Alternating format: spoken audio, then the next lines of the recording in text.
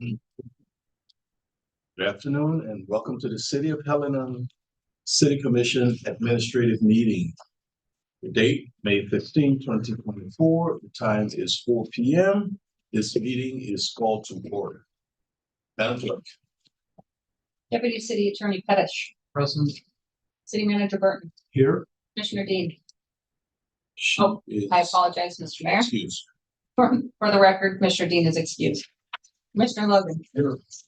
Commissioner Reed. Here. Commissioner Shurtleff. Here. Mayor Collins. Here. Commissioners, any comments? Recommendations from Helena Citizens Council? You have the floor. Do you have them online, Madam Clerk? Mr. Mayor, I do not see a representative at this time. Okay, we'll move along. When they get on, would you let me know, please? Yes, sir. City Manager's report. Mayor, I have nothing to report this evening. Thank you. Presentations. HACF Annual Grant Making Report. Administrator Opitz, you have the floor. Mr. Mayor, I'm turning it over to Helena Area Community Foundation Executive Director Emily Frazier.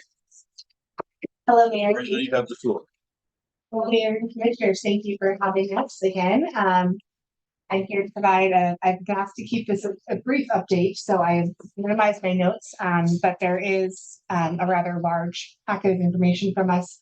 And if you have any follow-up questions, we're always happy to answer those. HACF has once again completed our granting cycle that included funding from Helena Area Community Foundation, the City of Helena, and Lewis and Clark County. And that funding has been sent out to nonprofits. And so we have the report detailing the nonprofits selected, brief abstracts of their applications and all the other necessary materials. We also included a grant impact report for grants made in the previous cycle. So those are some of the stories and photos, and I haven't had a chance to review them. I do highly recommend seeing it. It's probably the best way to get a sense of what's really happened after the fact. Once again, this program was very successful. In the last 2 years, we've had the largest number of nonprofit applicants that we've ever seen before. Both years, it's been over 60 nonprofits that have applied, which is significant in our community. We did make a couple of changes this year that were based on suggestions and feedback from the previous 2 cycles. One was that we offered a grant writing training for nonprofits to help them to both better apply for this grant cycle, but also to train them to apply for other grants from other funding sources as well. And then we also built a training for our evaluators to make sure that the vision and values were being correctly transmitted throughout the process. And we found those things to be very successful. In some ways that made the process even harder, because when we provided some of our nonprofits that maybe had less grant writing experience, additional training and resources, they wrote better applications, which made it even harder to make funding determinations. In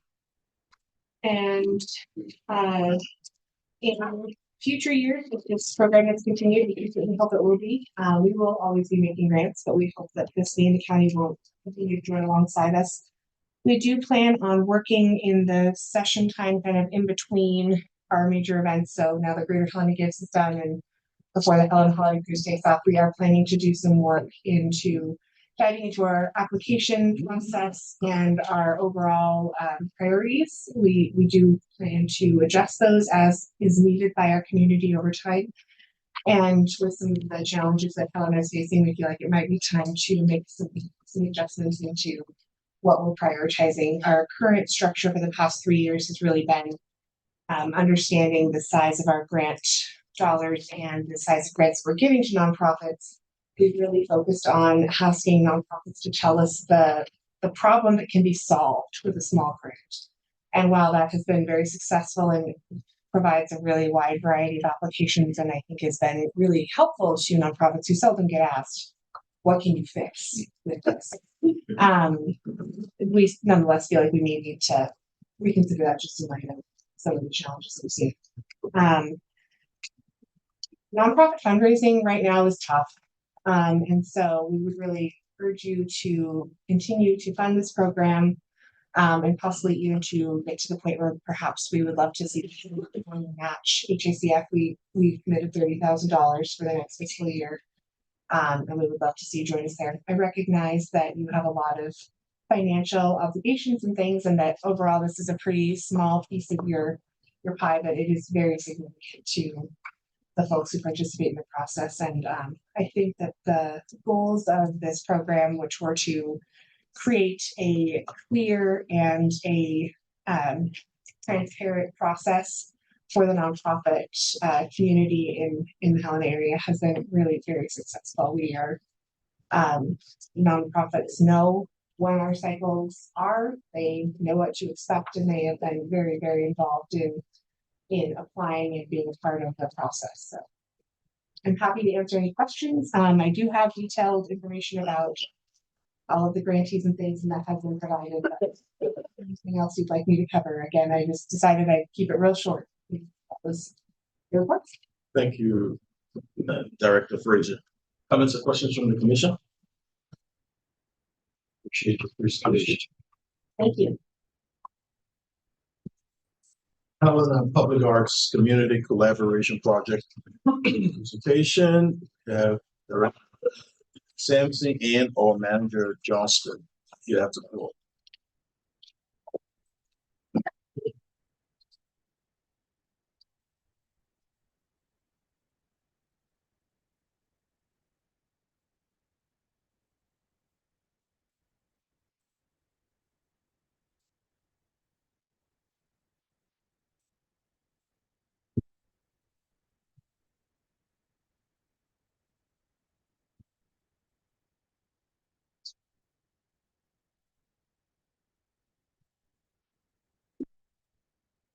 Good afternoon, Mr. Mayor and Commissioners.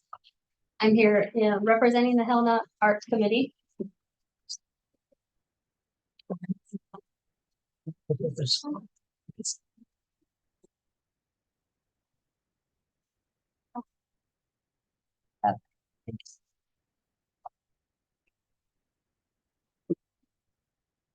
mission of the Helena Public Art Committee is to cultivate, advocate, and preserve public artworks in the city of Helena.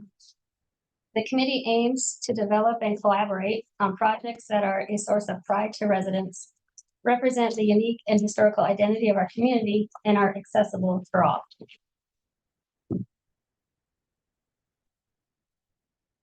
An avenue that the Public Art Committee has found to leverage funding is through collaborations.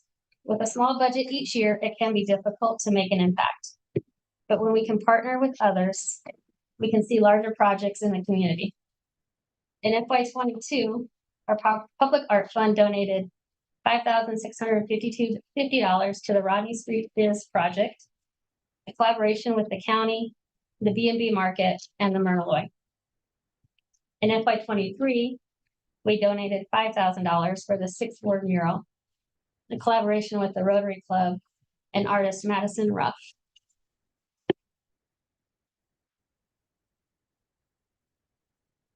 As part of the Public Art Committee's strategic plan, they wanted to develop a formal process for collaborations to allow for a more public process and create the opportunity for all to make a request for this partnership. Last year, you all approved $5,000 for a community collaboration project in the FY24 budget. City staff developed an application and a process. The current application was opened from March 20th through April 13th, with a review by the Public Art Committee on April 17th. The applicant must at a minimum have the matching funds, have a project that will be publicly accessible, and also be able to complete the project within the year.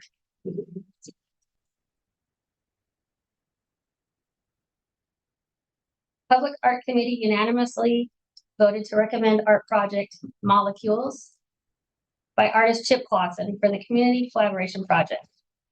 This project includes 8 sculptures, which are 4 foot in diameter with an 8-inch relief off the wall, for a total size of 16 foot high by 11 foot wide.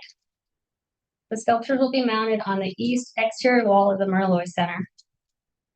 The project has a budget of $20,000, of which Mr. Clausen has already secured 14,000.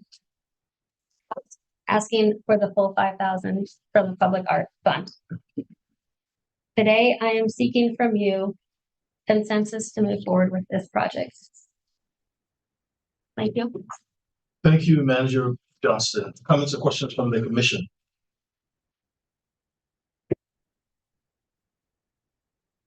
I think that proceed. Yes. Thanks.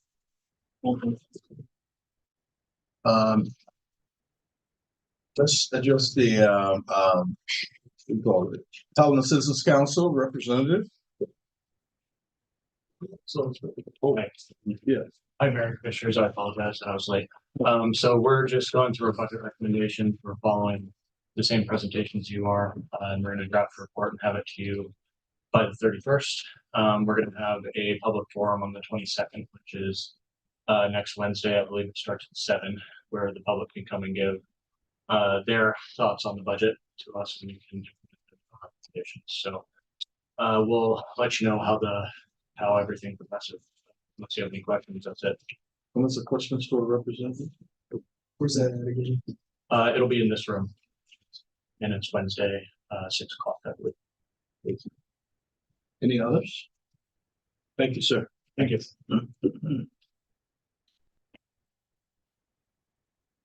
Department reports, Transportation Systems Director Canopy and or Manager Gardner. Thank you, Mayor and Commissioners. This is to be the very detailed summary or a very quick summary of the agreements that we provided for the MPO. We have 4 agreements that will be coming before you for approval on Monday. The interlocal agreement, the PL agreement, which is a funding agreement, and the performance agreement, and then the 3 Cs agreement. Before I proceed, I would like to introduce our MPO manager, Ty Weidengartner. I know you guys probably already know him, but once he transitions from finance, he'll transition over to the MPO and manage that process moving forward. So the interlocal is just a real quick agreement saying that City of Helena, Lewis and Clark County, and East Helena all agree to work together as part of this MPO. It outlines some, payment stuff. Helena will be the host for the staff, accounting, the attorneys, and the finance portion of the MPO. So any contracts or anything like that will go through the City of Helena, and then we'll go out to the state for reimbursement for those through those PL funds. The PL agreement is just that it designates our planning funds. That estimate of 300,000 is not correct. We haven't got that updated, but it's in that realm of funding. So 2.5% of this work program is set aside for safe and accessible transportation options and complete street planning activities. And then, there's annual reports, monthly reports that go out. And then as before, the Helena will pay the cost for those. And then also these are subject, because they're federal funds, they're subject to annual audits.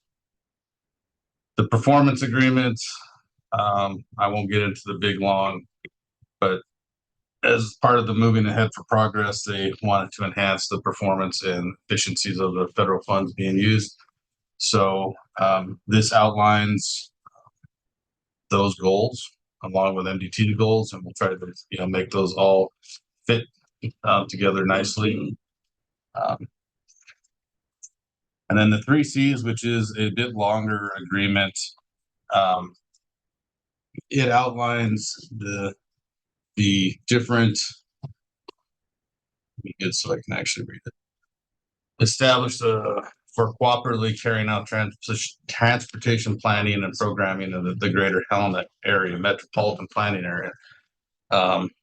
It outlines what the Transportation Policy Coordinating Committee will be, the TPCC, which has 5 voting members: City of Helena mayor, City of East Helena Mayor, the Lewis and Clark County Chair, Montana Department of Transportation District Administrator, and then the Chair of the TTAC will be on that committee. And then there's also 3 non-voting members. Through this agreement, any member may designate an alternative to serve in his or her place, but if they're elected members, they need to replace that with an elected members to fill their position. And then additional members can be introduced onto the committee and appointed through the process. Yes. Thank you, Mr. Mayor. Just a question on that. It's in both 3 seats and the one before it, the additional members. What do we have a plan yet for whether or not we plan to appoint additional members? I know we've received some public comment about some suggestions for additional members to add to the MPO. Do we have a plan in So place? that's, Mayor and Commissioners, that's for the Technical Advisory Committee. So this is the policy side of it. And then the advisory committee, which I'll speak to about next, is the one that email was referred to. But I think we'll have a joint meeting with what's proposed in the documents right now. And then after that, the PCC and the TAC can get together and decide if they need additional members on those committees. But try to keep the PCC pretty succinct so that those policy questions could move forward. The TAC is obviously it has 13 members already.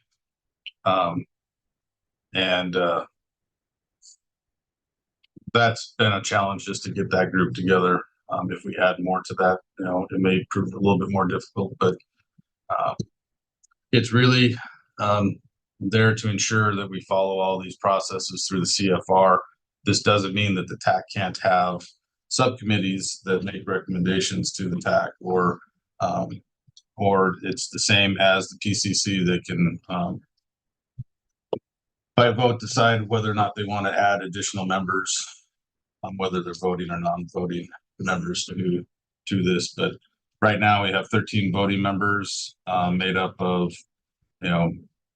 folks from the City of Helena, East Helena, the county, the transit manager, the ADA coordinator. There's a non-motorized advocate at large, MDT statewide planning, the Great Falls pre-construction engineer, Helena Public School District #1 superintendent, and East Helena Public School District #9 superintendent are all voting members at this moment.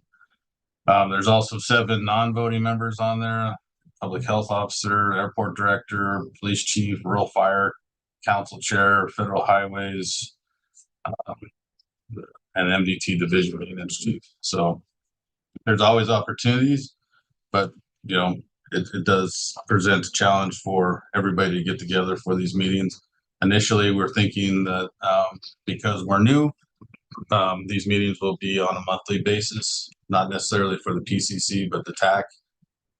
And then once we get kind of our feet on the ground and get everything moving, they'll probably switch. The PCC will probably be like a quarterly meeting, and the TTAC, depending on what's being worked on, might be a bi-monthly meeting or a quarterly meeting, whatever it really requires. Thanks. Roundabout way. Yes. And then, so the 3 C's is cooperative, comprehensive, continuing.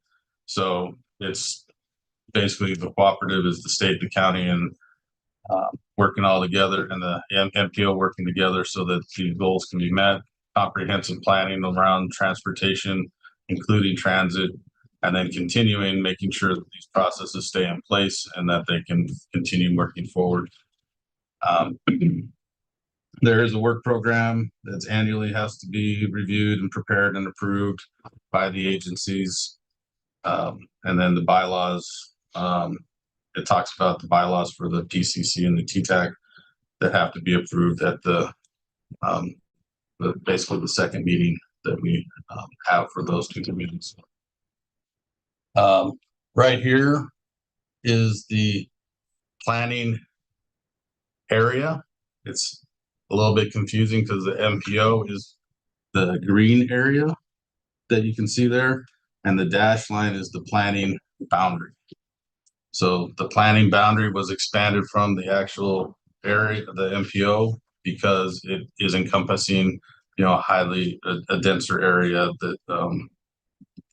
that for the foreseeable horizon to the next census could be infilling more and be affecting the regional transportation. This isn't much different. As example for the LRTP, boundary used to go all the way to the lake, all the way up to basically the North Hill, all the way over to Birdseye and Lincoln Road, and all the way to our southern boundary. So to try to capture all that, this just is a little bit more refined based on some requirements of being an MPO. Any questions on the boundary?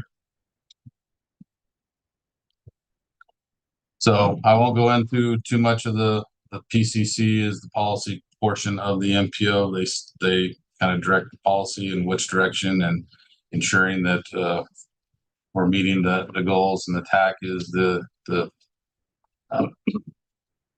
experts that have been put on there so that the information going to the PCC is as accurate as possible. Our next steps, we were designated officially in October 2023. We're going to be hopefully signing the agreements on Monday. Our MPO manager has been hired.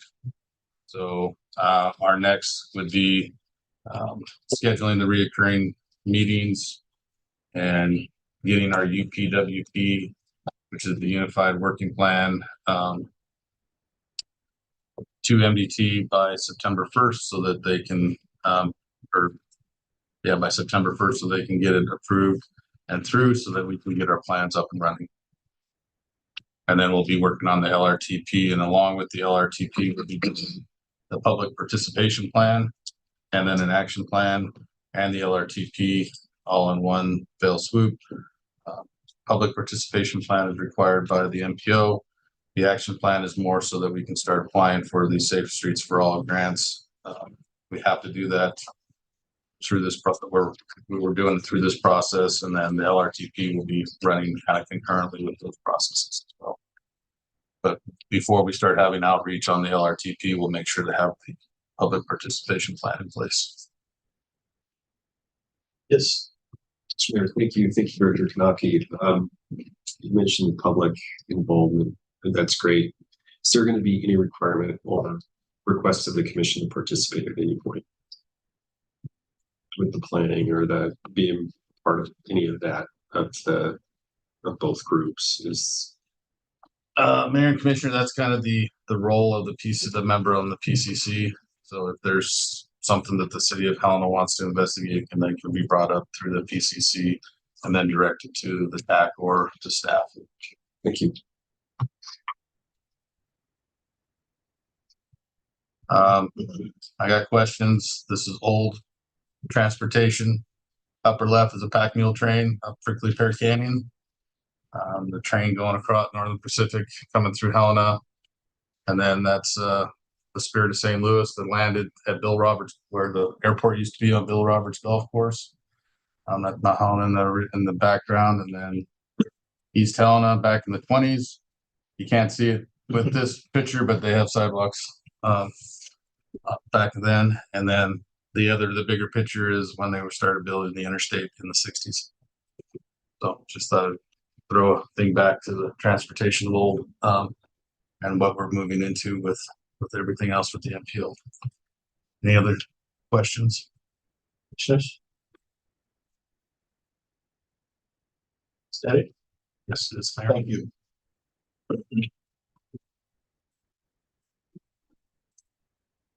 Y25 budget presentation, Director Daniel C. and Director Leland. After clear.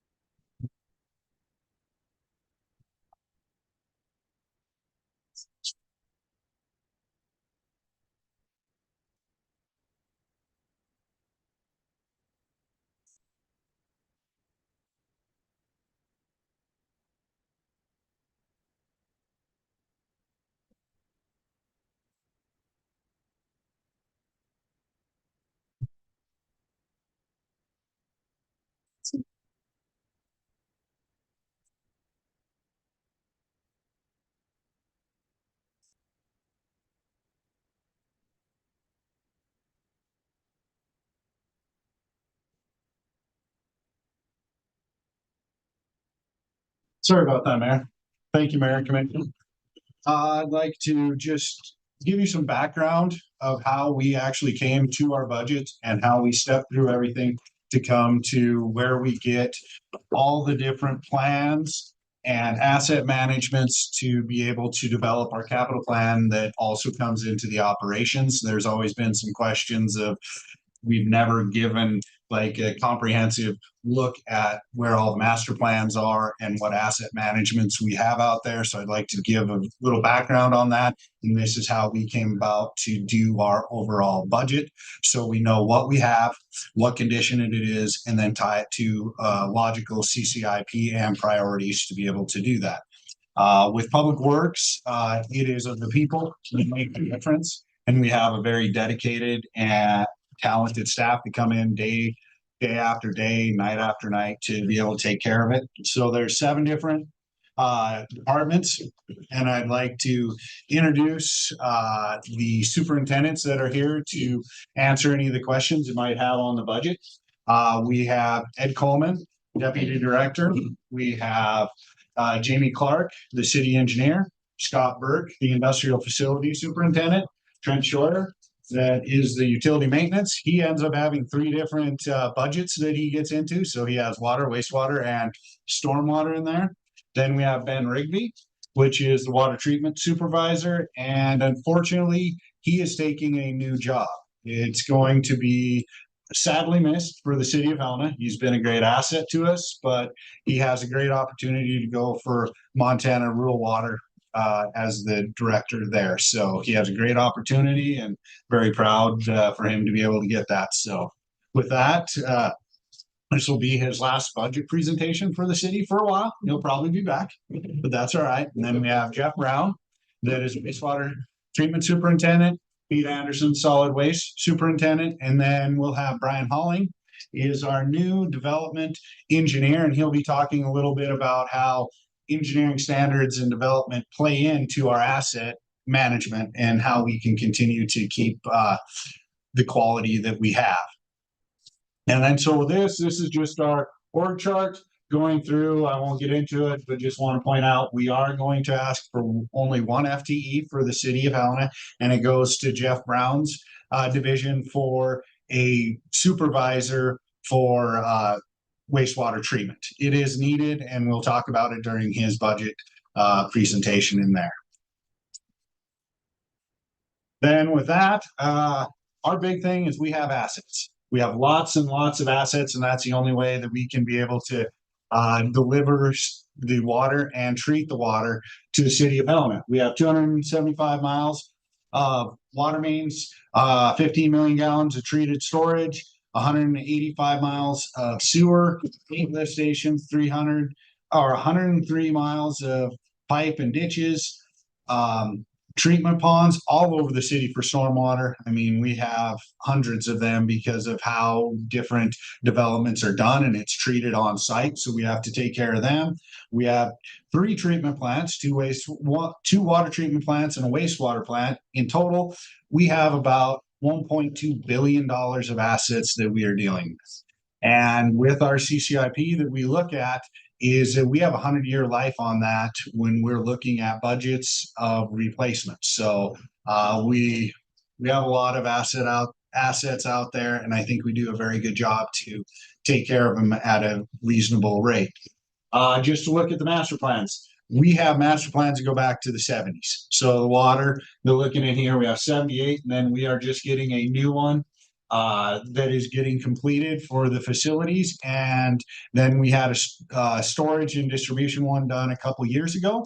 And as Commissioner Reed pointed out is that we were able to dig up a time capsule and find some old technology in those thumb drives, and we were able to put in all of the different master plans on that. So you have it in one place, plus they will be on the website, and we've also included the rate study that was completed in there. Real quickly, the wastewater we have from the 80s, and it's getting done now. Stormwater, 70s. We started taking a look at the 70s on how to treat it and to take care of everything, because we have Last Chance Gulch that has the creek that goes through it. So we've been doing this for years to be able to go forward. And then solid waste, you know, we had the landfill closures in the 90s, then where we went and we looked at recycling all the way back, you know, in some of the ones back in early 2000s. So, and even before that. With that, after the master plan, so that sort of shows what condition it is and what we have. And then we use for our asset management. This is just one. We have water, wastewater, stormwater, all the way through this. This is our GIS. We keep it running. It's our updated one. And with that is, so you can see some of the bigger ones that I'll get into, is this shows all the utilities that we have, the thousands of water mains that we have out there, the thousands of manholes, the different hydrants that are involved. And then we'll get into here. Then you can get down and see every single service that goes in there. Green is sewer, blue is water, and purple is stormwater. So we have this, we update it. We have only one GIS person for the city of Helena, but we do have a joint city-county GIS that works on this. It is a great asset, and everyone from utility maintenance to water treatment, wastewater uses this on a daily basis. Then we have all our, for solid waste, we have all of our trucks GIS, so we can see them. And then you can take a look at Rams Pro, so we know what we have and where all the trucks go. With this is we boiled it down, and we use CityWorks to go in there to keep track of all the different mains and what we do on that. And you can see some of the sins of the past is this purple. That's one of our major storm drains. It goes underneath houses, you know, and so that is why we're trying to get it better. We have sewer that goes in between people's houses that we have to take care of. You know, this isn't an anomaly, but it's rare, but we have different ones associated with that. So I just wanted to give you an idea of what we have, because in the past, when city manager Burton was here before, asked when was a main put in, we would have to dig it up, and sometimes it took weeks to be able to find it. And just on GIS, you can find that this main right here was put in the 50s. It's lead jointed, and it's 8-inch cast iron. So we can call that up while we're out in the field now. And the water service connections are relative. The sewer are pretty good because we can TV them. And please ask questions, because I can just keep rambling too. And then this is what comes out of CityWorks. Then we have Rams Pro that is for solid waste. So this is just one. We can look at where we have main repairs, where it was tapped, when it was inspected, leak detection on there. And so we can use this to determine where mains are starting, our worst mains are to get breaks. So then we have the master plan, says where our capacity is, kind of the older ones. Then if we're getting a problem main, such as out here on Lawrence, where we keep getting breaks, that's where we use CityWorks to say, hey, we're spending a lot of money on this and we should go in there and fix that. So that's how we boil everything down to come up with the CCIP. And with this is just the 5-year CCIP that we provide to the commission.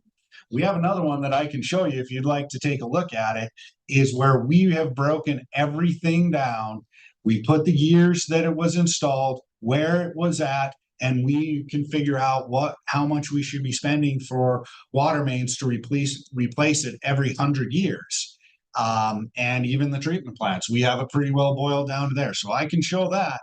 And if you'd ever like to look at it. So that's how we use some of the asset management that we have out there. And then along those lines, I'm gonna skip ahead, I'll come back to that, is I want to talk about the engineering standards. Because how engineering standards comes in is this is how we do development. So when development comes in and we do new projects, is that we look at what do we want to have it look at? What are the materials that we need? What sizes do we need to look at that? So that ensures that we have the good quality, that we have mains that don't go underneath people's houses. We have locations where it should be located. And then what needs to be done to be able to meet our permits, such as the MS4 permit out there. We are updating it. Currently, we have the first ones we ever done were in 2006. We have 2013, they were updated. We are coming back to update them this year. We tried before and we got a lot of comments, so we decided to pull back and take a look at it, especially stormwater, where we have a consultant taking a look at it right now, and then we will be coming back to the commission in June, July, after we have stakeholder meetings. And then we are looking at a new development process to come in line with the strategic plan that the commission has given, and we went through the time to do that. So we were looking at that, and then I'd like to turn it over to Brian to give us kind of his plan, because it is his job that he's going to try and revamp all of the development review process. Thanks. Director Leland asked me to prepare a handout for some of the goals and things that we're going through, so I'm not sure who all gets them, but okay. And then I'll sit up here too. My handouts aren't as big as Ryan's, so one of the purposes I'm here is to help with the city's development process and to meet the commission goals on development. And as part of that, over the last few months that I've been here, have been meeting with folks and understanding the development process. And the development process is fairly thorough and comprehensive, although I would probably describe it as the Cadillac in the Johnny Cash song, where it's been developed one piece at a time. And when it works, it may not be all that good looking. So we'll start on the back page, which is the foundation of where we're going to be with the development process. And that's starting with the vision from the city manager, which in concept is I view the city manager sitting in his office and the phone doesn't ring because the developer's not calling him. And so I want to start with the definition of development. And this is a draft. These are things we're going to add to, which is the delivery of public infrastructure through private investment. We do have obligations to citizens and developers. We need to work on the roles and responsibilities of all the folks involved in the development process. These will all be filled out. Want to establish an issue escalation and resolution process. We're going to identify the challenges and then develop strategies to work through those challenges. And then these are the next steps that I'm working on, which are work plans and schedules. In the development of our goals, these are the 3 goals on here, and these are coordinated with the strategic plan that the commission had put together. I want to make sure that it's congruent with that, and it is. I'm not going to read through all of this. The 3 main goals are promote, encourage quality and sustainable development, preserve and protect existing infrastructure, and maintain public health and safety. These have been the strategies that we have in here, and several of the actions, as Director Leland mentioned. We have initiated a couple of these. One is the standards review. We have a work plan developed for that. We've hired consultants to help us with a portion of it. And then we also are talking about implementing engineering fees, which right now we have about drafted 83, about 85% of those complete. And then the intent is to roll those out at the same time as the engineering standards. Thank you. Any questions of Brian right now? I do. Thank you. So very encouraged by this. This is my 5th year as a commissioner, and a constant throughout that, although not high frequency, but constant throughout that is sometimes a developer will not know who to contact the city, or maybe didn't necessarily get a response, and they'll come to their elected bodies and then lay out the table. What our situation happens to be, and so to me, this seems like a pretty good thing to sort of eliminate that middle person. But I guess my question is, does the development community understand that this change is being made? What has been the outreach to them about this? Mayor Commissioner, that's a good question. So right now, all this stuff is internal. We've been reviewing it with the directors and the folks that are involved in that. We want to make sure that we have a good understanding of it. And the next steps are to involve stakeholders in the review of the standards, the fees, and then also get input on their concerns and issues and questions about the development process first. And so we will roll that into all the rest of that actions that we have listed in here. Thank you. So when are you thinking it might be operation? That's another question. I think what in these goals, because we have to build the process and then live with the process, and then see what adjustments we have to make. We're thinking we could initiate a lot of these actions within, I would say within a year, and then the follow-up year, and then see if we need to develop or change structures within the organization to do that. Thank you. Mr. Mayor, thank you. Thank you very much. Just a quick question. Is there going to be any involvement or say consulting with the development and building industry with regards to this process? Mayor Commissioner, yes, with the local developers, that's who we're going to reach out to. Our intent also is to review other cities and talk to their professional staff and their development processes and issues and concerns that they have. Thank you. Yes. Just to add a little bit, our first stop is with the city commission outreach.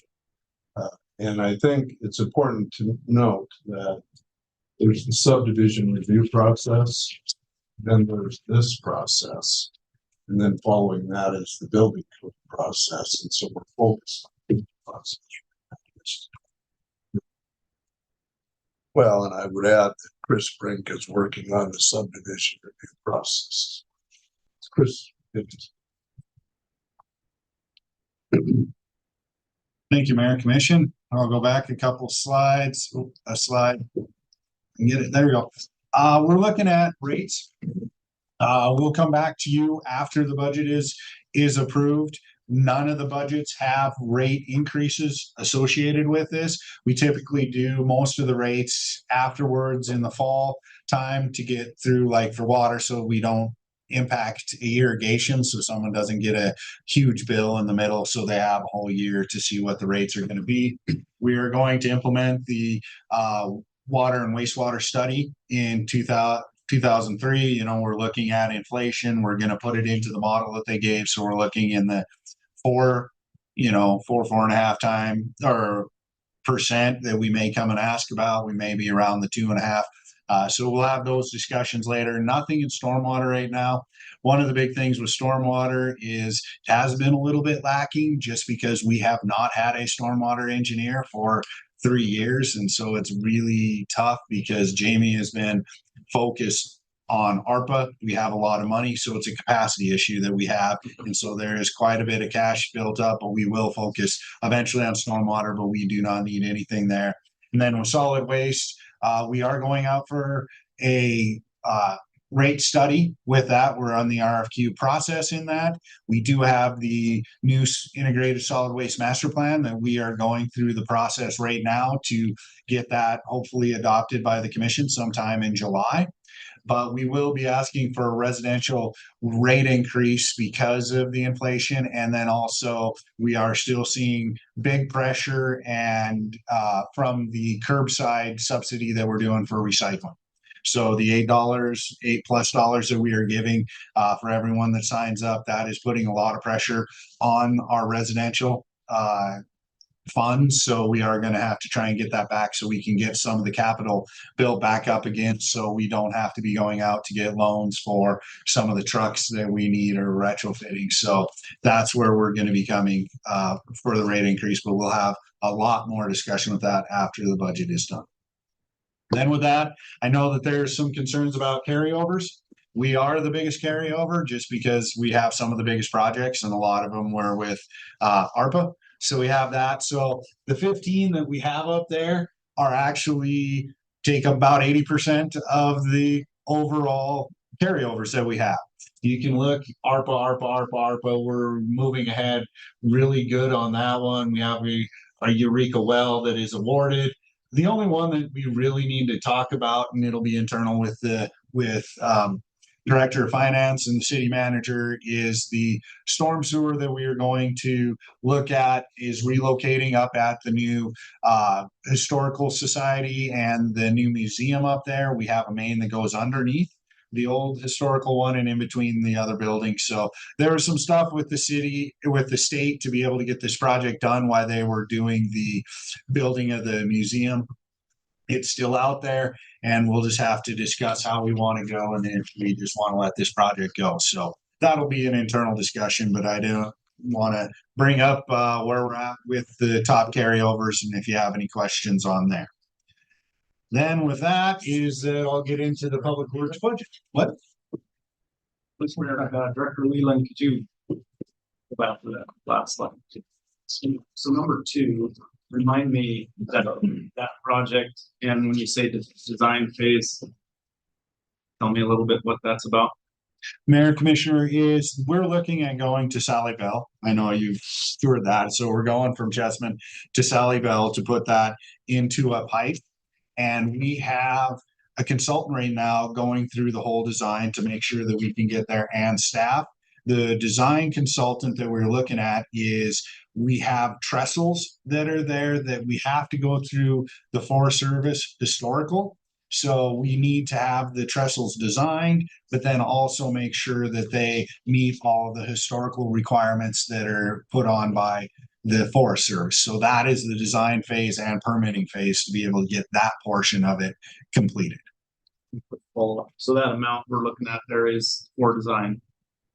No, this is for construction. Sorry. Okay. Mayor, Commissioner, these are construction costs for a majority of them. It just was in the design phase, but we're only spending 2.3 million on the construction of it. We aren't going to go much over. Thank you. Yeah. With that, we'll start to get into our budgets. First, we'll just go through public works. So we have public works administration, engineering, industrial facilities, and then environmental and sustainability. With that, what we've accomplished is this is basically the first year that we have a true operational industrial facilities program and division with public works. We have a lot of deferred maintenance that was out there for the years on the treatment plants. And that's a huge asset, as we pointed out. I mean, hundreds of millions of dollars put into these assets, and we have the treatment superintendents that run the treatment of the water. They are great at that. They keep that portion of the train going. But some of the buildings, that isn't their focus. That is not what their expertise in. So we have to bring someone to take care of big industrial buildings, and they are doing an amazing job. You're looking at, 42 major capital projects that are over $5,000 each. And then you have 700 deferred maintenance projects that need to get going, and safety issues that have come up through labor and industry, taking care of that. And then with engineering, they're busy, shorthanded, besides doing capital projects, of the 15 million that are with ARPA. They're also doing subdivision review and talking to them with the help of Brian now. Is you're looking at over 700 units that had to be looking at hundreds of miles of pipeline and streets and everything associated with it. So there's been a ton of pressure on engineering just to get not only the projects out the door, comply with all of the grants that are out there, but also to do with the development community. Then environmental and sustainability, we have the solar project at the shop. We got the spa done, which was big, to look at what we need to do for energy efficiency throughout the city.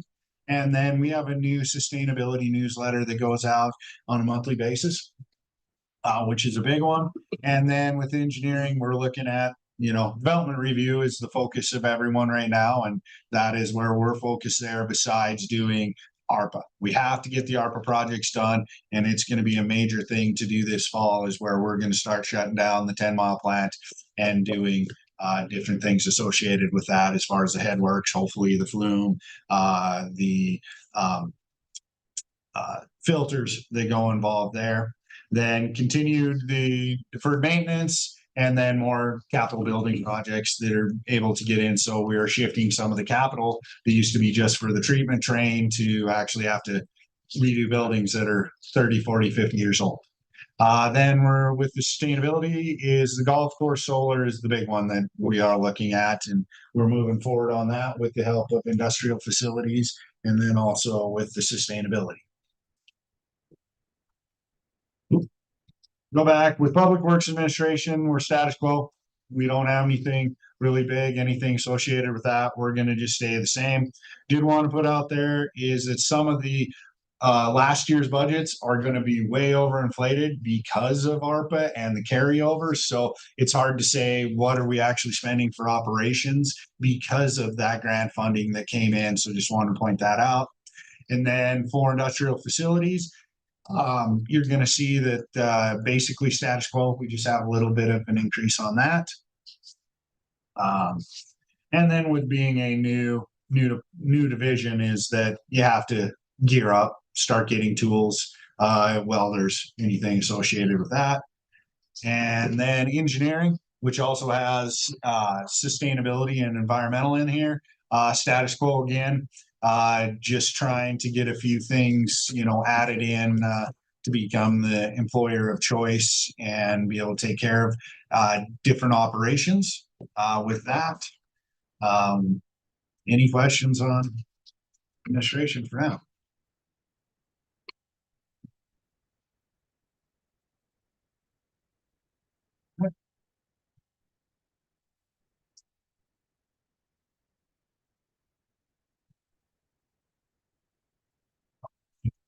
Water?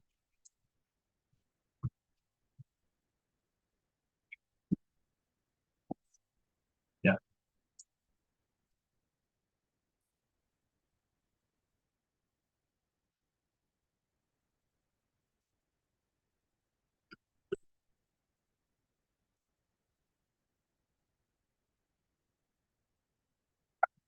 Okay. And then we have Trent and Ben here to help out with anything that really the in-depth questions that you have. So we have water treatment and utility maintenance. So you'll see utility maintenance is the theme that goes all the way through. The big thing with treatment right now is going to be the groundwater and ARPA. That's huge. And so the groundwater wells are going really well on that. Ben, if you want to give a little update on where we're at with the groundwater wells. Mayor, commissioners, we have drilled all of our test wells. That was about 14. We're going to turn 9 into production. We found really good water production by the Missouri River Treatment Plant. So we have 3 on site at that facility, and then 2 across the street on that little triangle piece of Burnham property that we bought. And I would like to say that was money well spent. We're going to get about 2,000 gallons a minute off of that little triangle piece, and then we have another about 1,500 gallons a minute across the street at the Missouri plant. So just right there off those 5 wells, we'll get about 5 million gallons a day. And so our production in the summertime, is anywhere from from 10 to 12 million gallons. So that's going to help us out a lot as far as costs go. And then throughout town, we had another, like I said, another 9 wells. And I think 4 or 5 aren't going to be worth the squeeze. And so if we don't need them for water production, we can give them to parks. So we're, I guess, lack of a better term, burn our candle at both ends. Less water that they have to use to irrigate with production water. That still saves us time and money, so they don't have to irrigate with chlorinated water. So the project's gone really well. I know it's cost a lot of money, but at the end of the day, it's going to be worth it. So thank you. And then just some of the priorities, doing the ARPA projects, cross down 10-mile filter, groundwater rights, and so wildfires are always a big issue for us, and so that's where some of the master plans come in. Is we need to be able to have some pre-treatment to be able to protect the plant. With utility maintenance, it is just old infrastructure that is out there. Make sure it's still operational. If you don't operate those valves, they break, and then we can't use them when we have a break. So either we lose more water or we have to shut down more areas to be able to do the work that we need to be able to get in there. And then our meters are starting to get to the point where the batteries are going to die. So we're going to have to eventually look at a major change out for the meter program in the coming future or coming years. Some of the new projects, we already talked about the groundwater, the spillway on Scott, and some of the shared service lines of some of the sins of the past.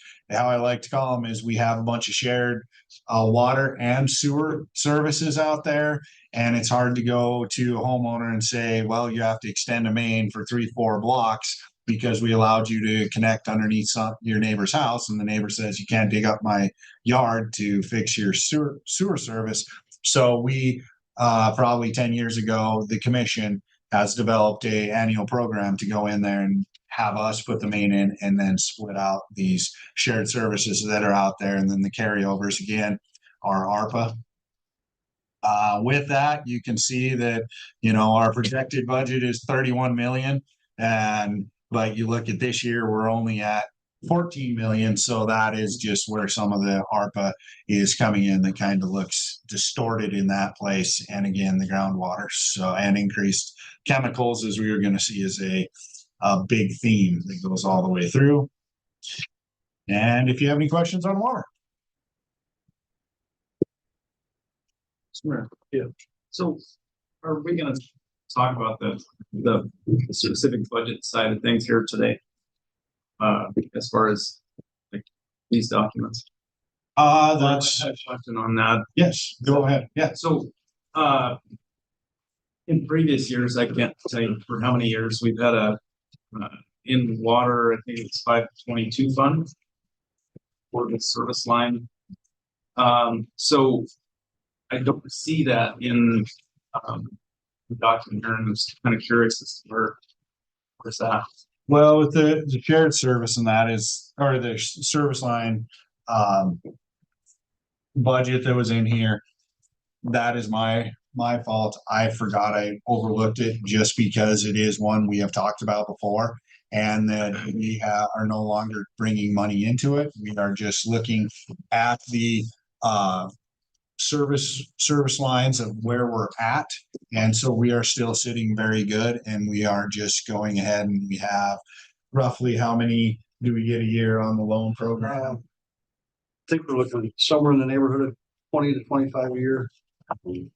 It kicks up, we think it's going crazy, and then it trickles off. We don't get a bunch again. We haven't had any sustained rise in it. I don't completely quote me, but I think we'll probably average about 25 a year in each fund at the moment. And Mayor, I think that the cash in that fund, maintenance, it's about 1.8, 2 million. I was just bringing it up now, Mayor and Commissioners. Both of those funds have sizable cash balances to support the existing usage of the fund. Give me 1 second here, and I can. In the water, we have about $800,000, almost $900,000 in the water and the wastewater. You're looking at, the cash, ending cash balance is 1.6 million. So we have substantial cash that we're just going to continue to monitor on a case by case basis as we're doing loans out there. I might also interject, Mayor, if I could. Both of these funds, because they have cash balances, they're accumulating some sizable investment interest.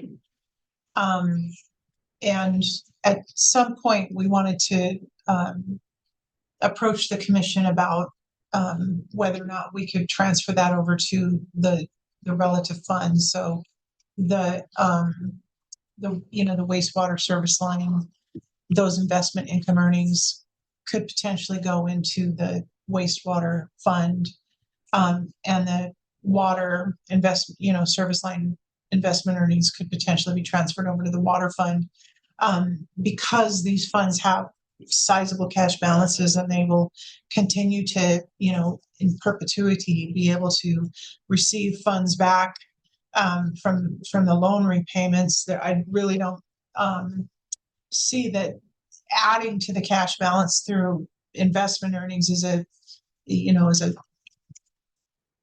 it's really not going to make a difference whether somebody will get a loan or not, because we have enough funding in these funds to support the loan programs. And so it's something for the commission to consider.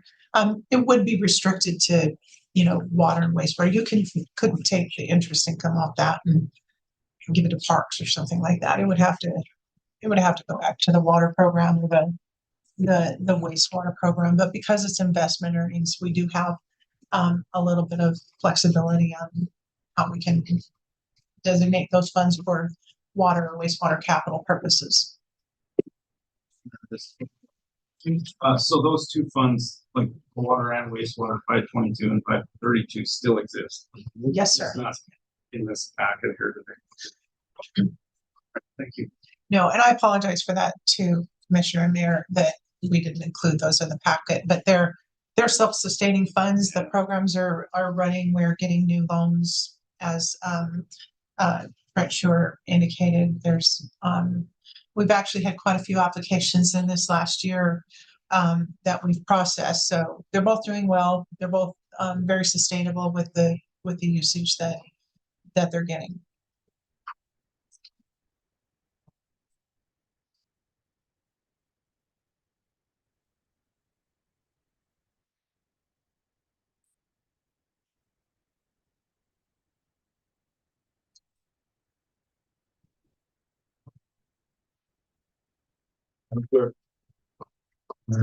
His assistant. Mr. Mayor is doing great. I'm here for moral input.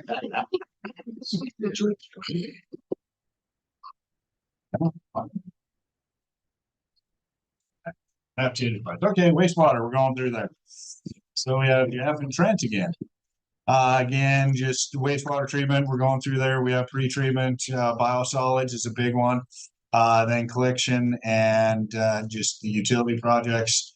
Nothing really different or major except for the wastewater treatment is you're looking at a discharge permit. We are currently DEQ is going through rulemaking process of what the nutrient levels are going to be at and where we need to do permits. And that could make a huge difference in the coming years. We don't know what it's going to be at. We don't know where the rules are going to come out, but if it does, we could be looking at hundreds of millions of dollars, depending on how it comes down. But we will keep you informed as we go forward on that. And then we are going through a master plan right now for facilities and also distribution. And so some of the capital projects are waiting for that to be able to be completed because it is getting to the design life of our plant itself that we need to start doing some upgrades on that.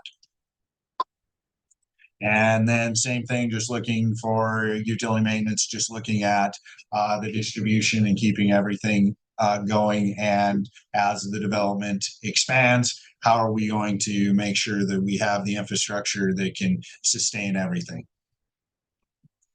The big projects, again, with treatment is sustainability. We're having huge energy reductions on a couple of the programs that are out there with the bioreactors, with the mixers and the blowers. The blowers are in this year's, and then we're going to go with mixers. And then we also have the scum pump, which is a loan that is going to be there, and that's ready to bid. And so we're going to get that out here pretty short, or very shortly. Again, with that, we have some loans that are going to elevate what 2020 FY24 is, and so this year we're looking at just under $7 million to come in, and we're going to ending cash balance is going to be about the same as it was last year, so we're about net even on that one. Any questions on wastewater?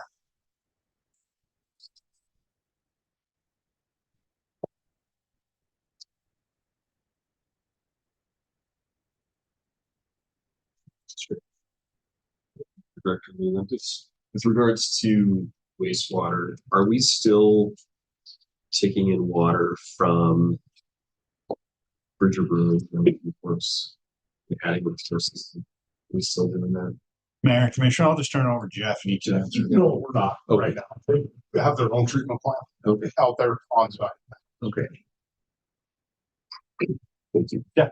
It's a little unfortunate because we were getting great benefits on that. Yeah, so, right. You know, one that we are possibly looking at with the phosphorus is, can we go to some of the breweries here?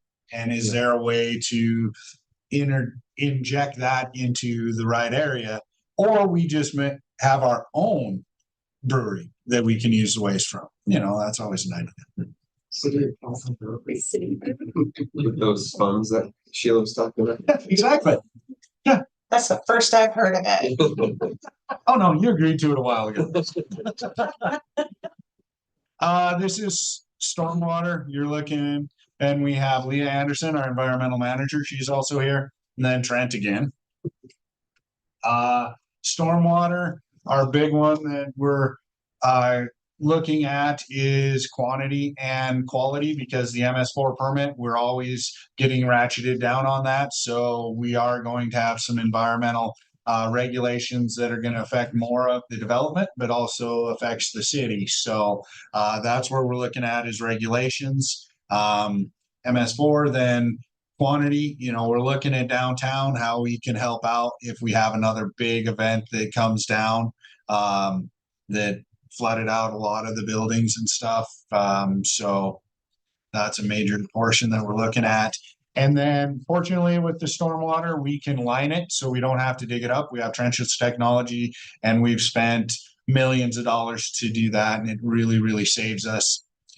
So we're going to look at having a storage building built out at utility maintenance for the pipe, because we have a lot of pipe that was left over from projects that is PVC, and you can't have PVC out in the sunlight. And so we are losing a lot of money just by storing stuff out in the sun. So we need covered storage to be able to look at that and whatever, you know, as far as the building. And it's status quo, nothing really big to go forward on that. Yes. And in line with that statement, all of these budgets are status quo, correct, with the exception of the one new position. Any future discussions on rates will be coming down for your consideration. That is one that I missed on the wastewater, as I touched on the FTE for the wastewater treatment. We would like to have a supervisor to match up how we have out for 2 lead out at water treatment. Then utility maintenance has 3 supervisors associated with it. We are going to have the supervisor in the wastewater treatment for succession planning. We have a lot of people that are getting to the age of retirement. We have 3 or 4 that may retire. So we'd like to get another position in there to be able to hire and get someone hired before everyone leaves, and all that institutional knowledge can be there to train the new operator that's going to come forward, and then also give some break from Jeff to have to manage everyone. And then when Jeff leaves, there will be a supervisor that can take over if something ever does, or Jeff hopefully never takes a new job. But if he happens to, like Ben, then we have someone that can step in and take over. All right. Any questions on stormwater?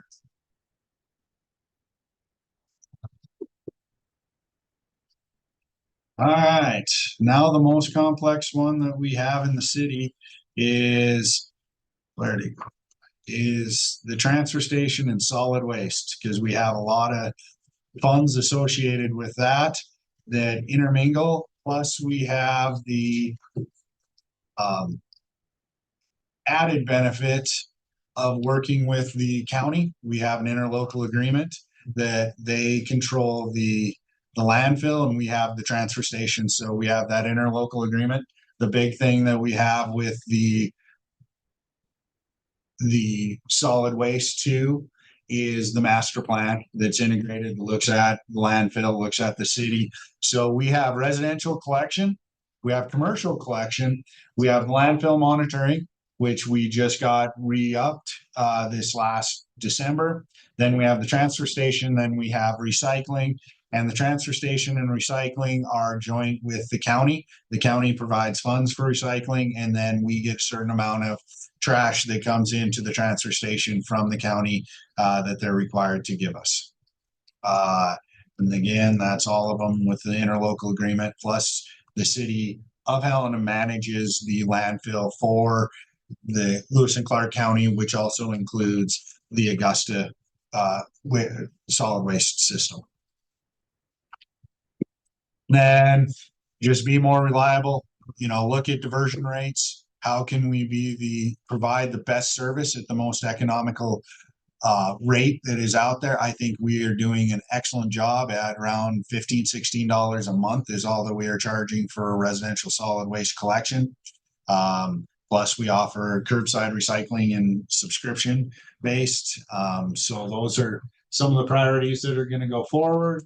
And then the goal is more diversion, looking at the infrastructure, what we need to do at the aging infrastructure at the transfer station itself to be better circulation and get people in and out, and we can have better customer service.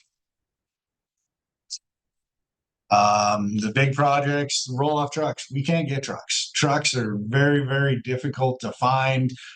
Transportation has a hard time finding plows. So we're still looking at all the different trucks, and solid waste is 100% equipment. I mean, that is their main thing that they do, is finding equipment, being able to get everything. And the bigger one that we are having issues with right now is the loading chute on the tipping floor. Is all of the garbage goes and gets dumped into the transfer trailers, which are semis, and go and take off. That floor is starting to chip away, and we're having chunks of concrete. So we are in the process of doing a design. We're finding an engineer to try and come up with some temporary designs and then a permanent fix with that. So that's going to be a major one before it turns into where we have to put a real major project, is hopefully we can subside some of the spalling that we have out there.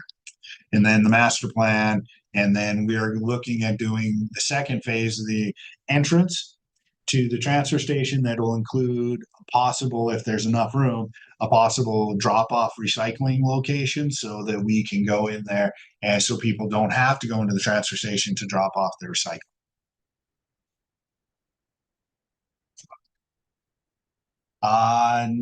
No major increases. We don't have any real major capital projects that are coming forward this year for all of the different budgets, just because we are waiting for the master plan.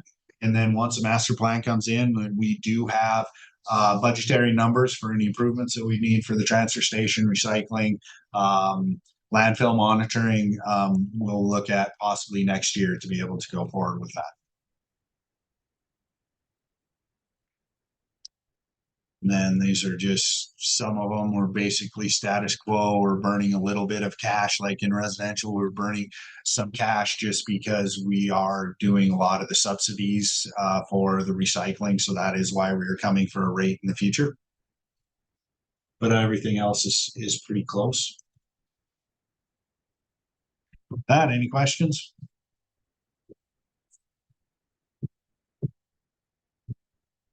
That is all that I have. Okay. Commissioners, comments or questions? Thank you, Director Leland. Deputy Director Cole.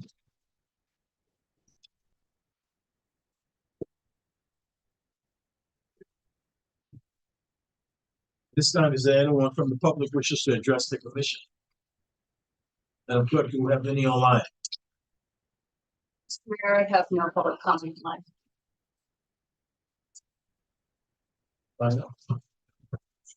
This meeting is adjourned.